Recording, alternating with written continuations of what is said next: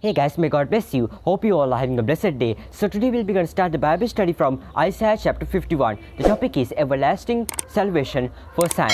If you can, my dear friends, please read with me and then you could get a much more clear understanding regarding these facts. Let's begin. Isaiah chapter 51, everlasting salvation for Zion. Let's begin. Listen to me, you who pursue righteousness and who seek the Lord. Look to the rock from which you were cut, and to the quarry from which you were hewn. Look to Abraham your father, and to Sarah who gave you birth. When I called him, he was but one, and I blessed him and made him many. The Lord will surely comfort Zion, and will look with compassion on all her ruins. He will make her deserts like Eden, her wastelands like the garden of the Lord. Joy and gladness will be found in her, thanksgiving and the sound of singing. Listen to me, my people, hear me, my nation. The law will go out from me. My justice will become a light to the nations. My righteousness draws near speedily. My salvation is on the way, and my arm will bring justice to the nations. The islands will look to me and wait in hope for my arm. Lift up your eyes to the heavens. Look at the earth beneath. The heavens will vanish like smoke. The earth will wear out like a garment, and its inhabitants die like flies. But my salvation will last forever. My righteousness will never fail. Hear me, you who know what is right, you people who have my law in your hearts. Do not fear the reproach of men, or be terrified by their insults, for the moth will eat them up like a garment. The worm will devour them like wool, but my righteousness will last forever. My salvation through all generations. Awake, awake, clothe yourself with strength, O arm of the Lord. Awake as in days gone by, as in generations of old. Was it not you who cut Rahab to pieces, who pierced that monster through?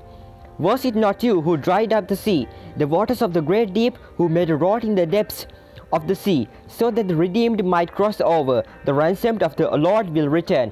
They will enter Zion with singing. Everlasting joy will crown their heads. Gladness and joy will overtake them, and sorrow and sighing will flee away. I am he who comforts you. Who are you that you fear mortal men, the sons of men who are but grass, that you forget the Lord your Maker, who stretched out the heavens and laid the foundations of the earth, that you live in constant terror every day, because of the wrath of the oppressor, who is bent on destruction? For where is the wrath of the oppressor? The cowering prisoners will soon be set free. They will not die in their dungeon, nor will they lack bread. For I am the Lord your God, who churns up the sea so that its waves roar. The Lord Almighty is his name. I have put my words in your mouth, and covered you with the shadow of my hand. I who set the heavens in place, who laid the foundations of the earth, and who said to Zion, you are my people. Now we'll be going to read under the topic of the cup of the Lord's wrath. Awake, awake, rise up, O Jerusalem, you who have drunk from the hand of the Lord the cup of his wrath, and you who have drained to its dregs the goblet that makes men stagger. Of all the sons she bore, there was none to guide her. Of all the sons she reared, there was none to take her by the hand. These double calamities have come upon you. Who can comfort you? Ruin and destruction, famine and sword. Who can console you? Your sons have fainted. They lie at the head of every street, like antelope caught in a net. They are filled with the wrath of the Lord and the rebuke of your God. Therefore hear this, you afflicted one. Make drunk, but not with wine. This is what your sovereign Lord says, your God who defends his people. See, I have taken out of your hand the cup that made you stagger.